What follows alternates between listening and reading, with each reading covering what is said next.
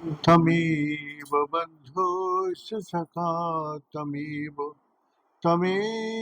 विद्यार्थविनं तमेव सर्वं मम देवदेव। ॐ पूर्णमिदं पूर्णात् पूर्णमुदच्यते पूर्णस्य पूर्णमादाय पूर्णमेवावशिष्यते। ॐ शान्ति शान्ति शान्तिः। नारायण हरिः नारायण हरिः शिव शिव हर हर शिव शिव हर हर नारायण हरिः नारायण हरिः परमात्मा अंतर्यामी परमात्मा अंतर्यामी परमात्मा अंतर्यामी परमात्मा अंतर्यामी नारायण हरिः नारायण हरिः शिव शिव हर हर शिव शिव हर हर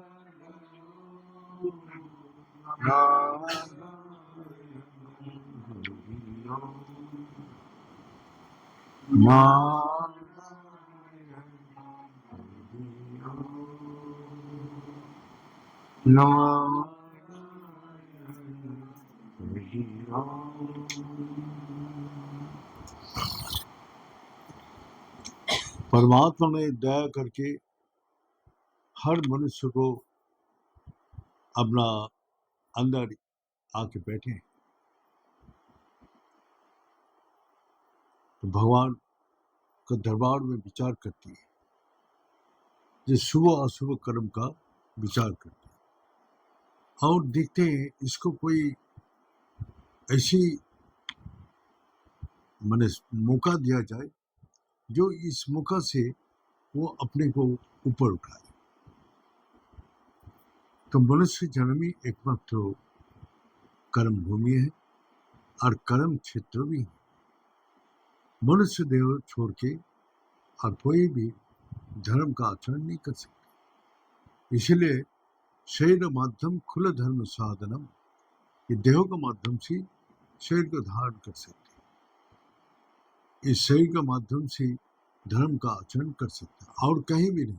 पेड़ पौधा पशु पक्षी कीट पतंग ना वो जान सकते हैं, ना यहाँ भी आसपास घूम रहे, लेकिन वो लोग को कुछ भी समझ नहीं। लेकिन वही समझ में आएगा कि परमात्मा के विषय में जो जानने का जिसकी इच्छा है।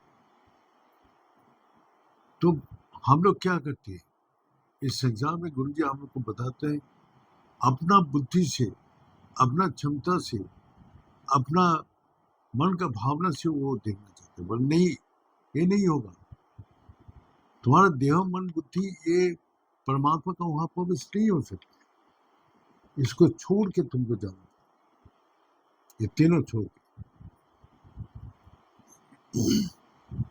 तीनों छोड़ के क्या है, जैसा बालक जब स्कूल में भेजा जाते कुछ नहीं जानते, है?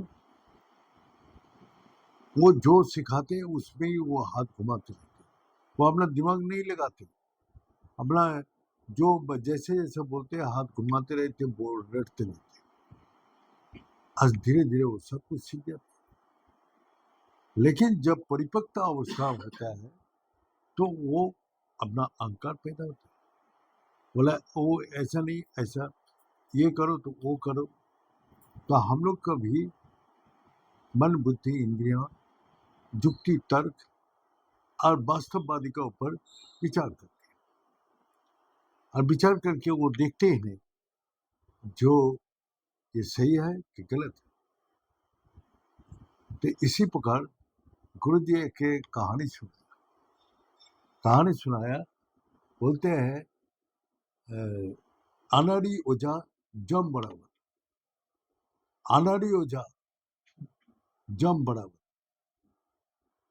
तो गुरु जी बोला, एक अनाड़ी आदमी धर्म के बारे में वो देखा, जो अपना मालिक के घर में सत्यनारायण कथा किया।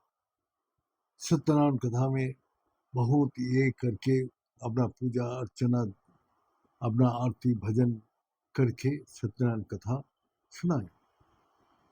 तो उसका भी मन में इच्छा हुआ, जो हमारा मालिक जब कर रहे, मैं भी अपना घर में कराऊं। तो देखा देखी, सुना सुनी, हाँ, पढ़ लिखे, जो बुद्धि आते उसी करा। अब गांव में ले गए। अब गांव में जाके उसने अपना घर में ले, तो पहले पूछा कि कितना कितना पैसे का सत्यनारायण कथा करेगा, क्या क्या रेट है पंडित जी। बोला 101 रुपया है, हाँ, 51 रुपया है, 31 रुपया है, 21 रुपया है, 11 रुपया है। जैसे जैसे बताएगा मैं ऐसे पूजा करूँ। तो फिर ठीक है, सोच साच के बीच में रखा 31 रुपये। तो पंडित जी पहुंच गया। पंडित जी पहुंच गए, अपना पूजा का वहाँ बोले पैंट शर्ट पहन के नहीं है, वो धोती पहन का चला गया। तो आप पंडित जी बोला, देखिए देख, मैं जो बोलूंगा, पंडित जी भी जवान था और वो भी जो है अनाड़ी भी जवान था। वो भी 25 साल का, पंडित जी 23 साल का। अब उसको बोले, देख पूजा तो मैं शुरू कर दूं, जो मैं बोलते रहूंगा वो तू करते रहे, वही मंत्र है, जो मैं बोलूंगा वो मंत्र ते मेरा साथ बोलते रहे। अब नहा धो के आके धोती लगा के आ गया। अब उसने बोला ना, जो जो बोलूंगा वो मंत्र करते रहे। उसने बोला बैठ। तो उसने भी बोलने लगा बैठ। पंडित जी बोलते, तुम तेरा को बैठने बोला, तू मेरा। वो सोचे जब मंत्र पाठ शुरू हो गया, पंडित जी जो बोल रहे हैं वही बैठ। वो भी बोलता है बैठ। बोला बेवकूफ कहीं कर। बोले तो बेवकूफ कहीं कर, एक थप्पड़ लगाऊंगा। पंडित जी वो बोले एक थप्पड़। वो सोचा मंत्र पाठ चल रहे, और फिर दोनों में गुस्सा आ गया पंडित जी का। और वो उसको पकड़ के अपना खूब अपना लड़ाई शुरू हो गया। दोनों ही जवान था। वो उसको फटकार, वो उसको, वो बोलते यही पूजा चल रही।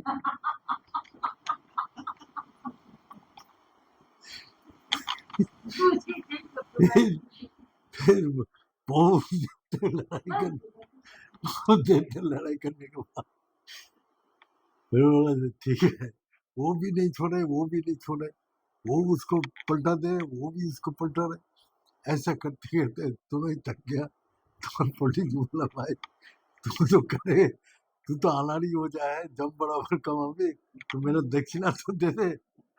तो दक्षिणा देके प्रणाम किया। बोला पंडित जी, अगर एक से एक का करते तो हड्डी पसली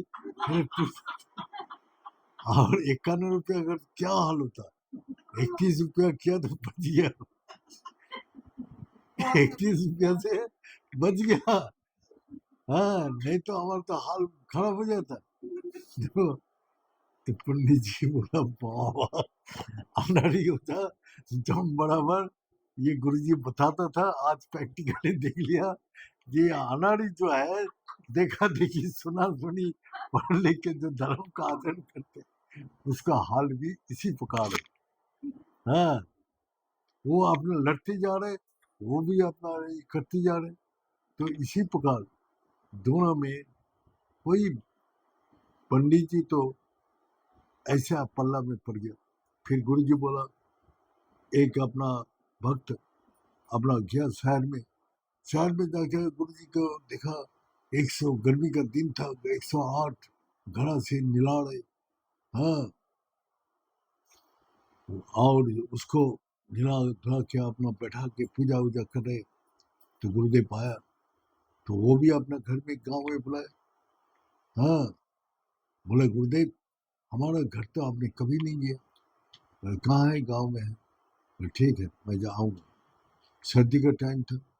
आप घर में जैसे घुसा तो फिर वहां बैठाया चौकी में, और फिर ठंडा जल से अपना 108 वो देखा देखी है। वो भी 108 घड़ा से नहाए, तो गर्मी का टाइम था। और इसका और गुरु जी आप नाराज क्यों भाग रहे? पकड़ के बैठा दिया, आप भाग क्यों रहे हैं? तो नाराज है आप? 108 के जुकाम सर्दी, अब बुखार आ गया। माने इसी प्रकार जो है ये संसार में हम लोग का गुरुजी समझा रहे थे। जो देखो पहले सुनो, फिर उसको मनन करो, मनन करके बाद निर्ध्यासन करो। क्या बोला? सत्संग में जाओ, श्रवण, मनन, निर्ध्यासन, तीनों चीज करो। तो गुरुजी हम लोग को बोला, देखो ये लोग मैंने देखा देखी सुना सुनी पढ़ लिखे ऐसे काम करते। तुम लोग सत्संग जाओ, और सत्संग में जाके तुम सुनो। कब तक सुनोगे? जब तक तुम्हारा मन में जागृत न हो उसको सोचने का, तब तक सुनो। जब तुम्हारा मन में मनन होने लग जाते तो ना, ये संसार झूठ है, ये देहो झूठ है, ये ये कष्टदायक है, दुखदायक है, ये विनाशी है। परमात्मा सच है और अविनाशी है, वही शांति देने वाला। तो आप तीनों बात जाके तुम्हारा मन में जागृत होगा, हाँ ये बात अच्छा है, यही करना है। तब तुम मनन करने के बाद फिर तुम निर्ध्यासन करो। तो वही बोल रहे हैं गीता में भी, भगवान अर्जुन को बोल रहे हैं, हे अर्जुन तो जाओ सद महापुरुष का पास, तत्परिवाद न परिपोषण सेवा, उसको जाके अपना प्रणाम करो, फिर अपना सेवा करो, फिर अपना सवाल करो। और उस सवाल करने के बाद जब तक समझ में नहीं आएगा तब तक कर्म नहीं करना। अब हम देखते हैं सब कर्म करते हैं, अगर पूछो ये क्यों कर रहे, उसको कुछ भी पता नहीं। हाँ, अब जो सत्यनारायण पूजा करते हैं तो कौन से देवता का करते हैं ये भी पता नहीं, और सत्यनारायण कथा किस लिए किया जाता है वो भी पता नहीं। बस सत्यनारायण कथा पाठ करते हैं, क्या कहानी का पाठ करते हैं, किसी को कुछ भी पता नहीं। वहां बैठे हैं, अपना अपना गप कर रहे हैं, पंडित जी पूजा कर रहे तैयार है, बस अपना अपना इधर उधर का बात सब अपना बोलते जा रहे, और बस अपना अपना चीज में मगन, कोई सुनते नहीं। सत्यनारायण का कथा का क्या कहानी सुनाते हैं, पूछो किसी को जाके, जो घर में सत्यनारायण कथा करते हैं उसको पूछो। हम लोग भी जो नारायण पूजा करते हैं बंगाल में, जाके पूछो जो किस लिए करते हैं। बस मौखिक बनाना है, ये बनाना है, वो बनाना है। अरे क्या बनाना है, बड़े कुछ भी पता नहीं, ये बनाना पड़ेगा 100 किलो का, हाँ 100 मुट्ठी का, बस कोई ही नहीं। तरीका ही नहीं है। तो फिर हमने हमने बोला, गुरु जी हम लोग को बोला पहले सुनो फिर उसका मनन करो। क्या सुनोगे? सत्संग में जाके क्या सुनोगे? 3 बात। इस संसार में सच क्या है, झूठ क्या है, इस संसार में कौन अविनाशी है, कौन विनाशी है, कौन दुखदायक है, कौन शांतिदायक है। ये तीनों बात है और कुछ भी नहीं सुना।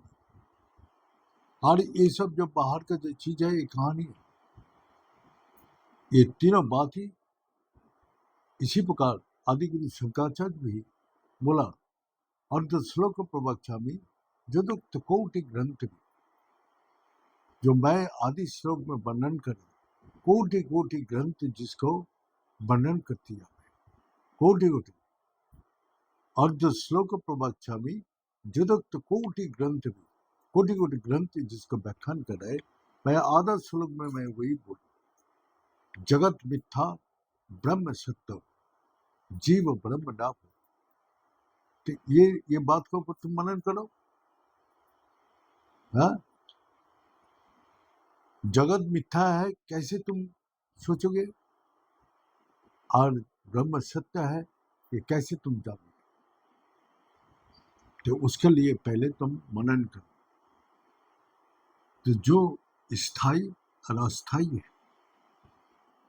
अस्थायी वस्तु झूठ है, स्थायी वस्तु जो हमेशा परिवर्तन हो रहा है उसका विनाश होगा। और जो कभी किसी अवस्था में परिवर्तन नहीं होता है वो अविनाशी है। इस प्रकार जो इस संसार में झूठ का लक्षण क्या है, जिसका एक नाम होगा उसके साथ रूप होगा। नाम रूप दोनों झूठ है।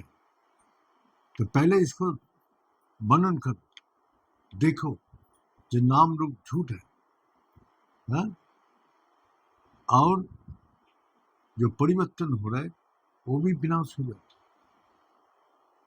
और जो स्थायी है और जो क्षणस्थायी है, तो जो हमेशा परिवर्तन है वो क्षणस्थायी है, जिसका नाम रूप है वो क्षणस्थायी है।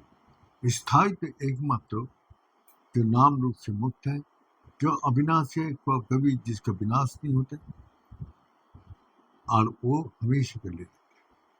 दृष्टांत स्वरूप गुरु जी हम लोग को समझा रहे, जैसे एक सोने का बिस्किट लाया, सोने का ढेला था, हाँ? तो उसने सुनार के पास जाके बोला, जो आप एक काम करो, इसको हमारा गले के माला बनाओ, हाथ का कड़ा बनाओ, कान में दूल बनाओ। बोल क्या है, अब वो उसी सोना का अंदर ना माला था, ना बाला था, कड़ा था, ना कान का दूल था। अब उसको नाम और रूप दे दिया। अब सब में क्या है, सोना ही तो है, हा? लेकिन नाम क्या दिया, ए माला लिया मेरा, क्या बोलेगा, सोने का माला लिया। कान का आर्टिफिशियल भी होता है, ऐ सोने का दूल लिया, हमारा सोने के जो कड़ा है वो लिया। हर जगह सोना लगाएगा ही।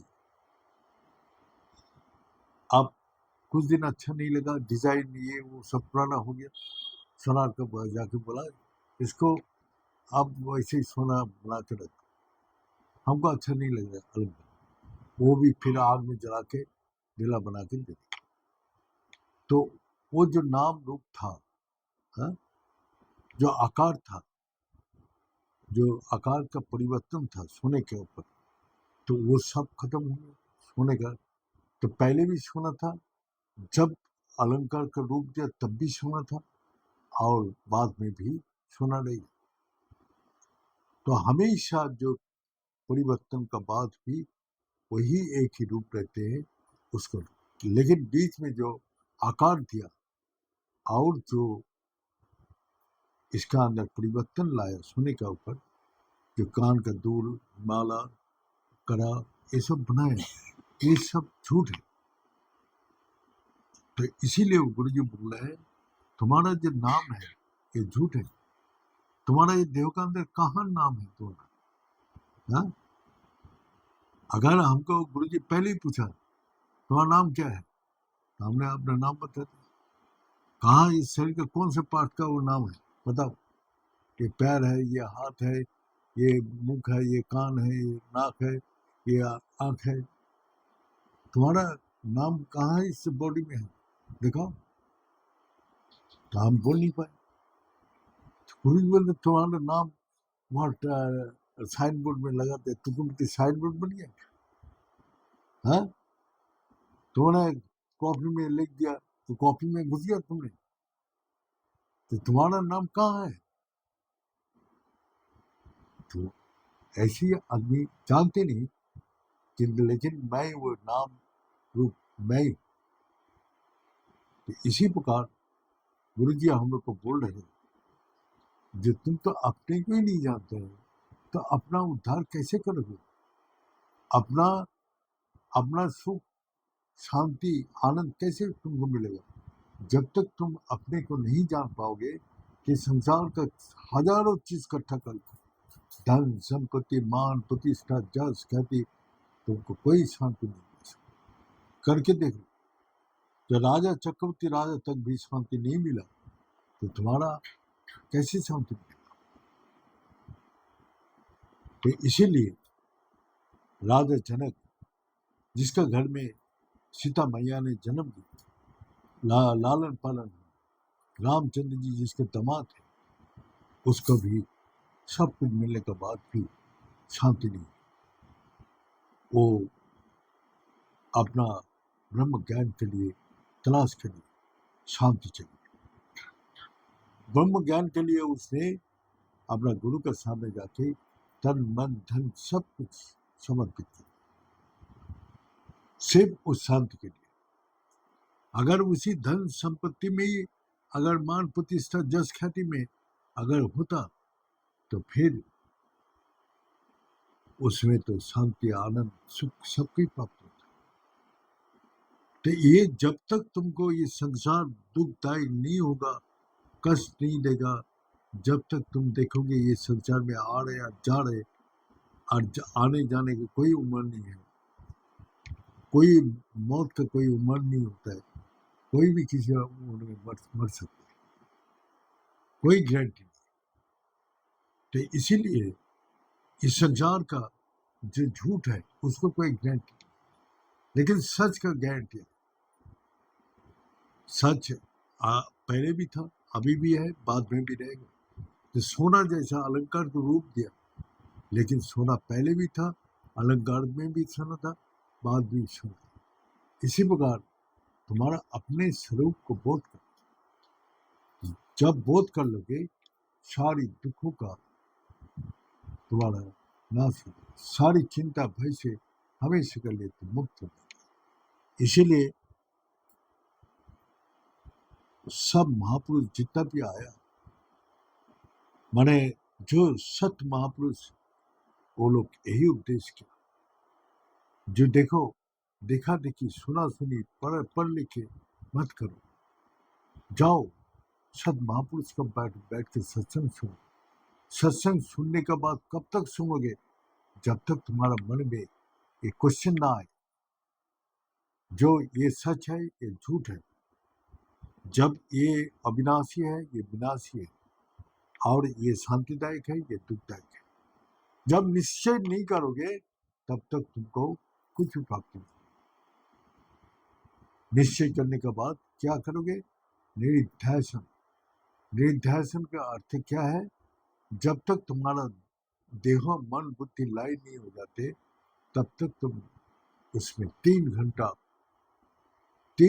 लगाकर बैठा रहो, और 3 घंटा बैठने के बाद तुम्हारा देह मन बुद्धि अपना आप ही लय हो, तुम्हारा से मंत्र का जो इष्ट मंत्र का आवाज अंदर से गुजरे, और जब गूंजता है तो उसी आवाज में तुमको अंदर आकर्षित करते हैं, और आकर्षण करने से वो अपना उसमें लय हो। उसमें लय हो जाते हैं। तो वो अंदर जब आकर्षण करेगा तो ये बाहर की दुनिया कोई उसको रोक नहीं सकते। और जब अंदर खींच लेगा तुम्हारा अंदर ये देहो मन बुद्धि और तुम्हारा कोई काम नहीं करता, अपने इच्छा से आप कुछ नहीं कर सकते। जब तक वो तुमको अंदर से नहीं छोड़ेगा तो ना बोल सकते, न देख सकते, न उठ सकते, न चल सकते। और आनंद में, महा आनंद में एक ब्रह्मांड में लय कर दिया और अपार शांति, सुख, आनंद का अनुभूति हो। तो यही जो है तुम्हारा निधिध्यासन करते हुए जब आनंद आने लगेगा तब तुम सोचोगे कि हम सही मार्ग में जा रहे। अगर आनंद ही नहीं आए भगवान का नाम करते हुए, भगवान का सिमरन करते हुए, भगवान का ध्यान करते हुए अगर आनंद नहीं आ रहे तो तुम्हारा मन बुद्धि चंचल है, वो झूठ वस्तु में लगा हुआ है। जब वहां से उठ के तुमको अपने में लगे तो आनंद में मगन हो। तो ये इसीलिए बोला है सत चित आनंद स्वरूप। इसी प्रकार हम लोग का सत महापुरुष के पास सत्संग सुनने से 100 में 100% फल मिलता है। इसीलिए सत महापुरुष का सत्संग सुनो, फिर उसको भावना को जागृत करो। जब तुम्हारा मनन होगा, मनन के बाद निर्ध्यासन करोगे, तब तुम्हारा आनंद आने लगेगा। ये बोल के आज यह समाप्त करता हूँ। ओम पूर्णमद पूर्णमिदं पूर्णात् पूर्णमुदच्यते पूर्णस्य पूर्णमादाय पूर्णमेवावशिष्यते। ओम शांति शांति शांति। भले सच्चे दरबार की, भले सदगुरु भगवान की, भले शंकर भगवान की, भले माता जगदम्बे की, भले भक्त बिंदो की, भले संत बिंदो की, भले सनातन धर्म की, भले धर्म की, अधर्म का, प्राणियों में विश्व का। ओम गुणाय पुनरुपाय गुणानंद प्रदायिने संसार सागर त्राहि समवाये नमः। तुम हिमालय चला जाओ, गुफा में चला जाओ, दादा मुनि के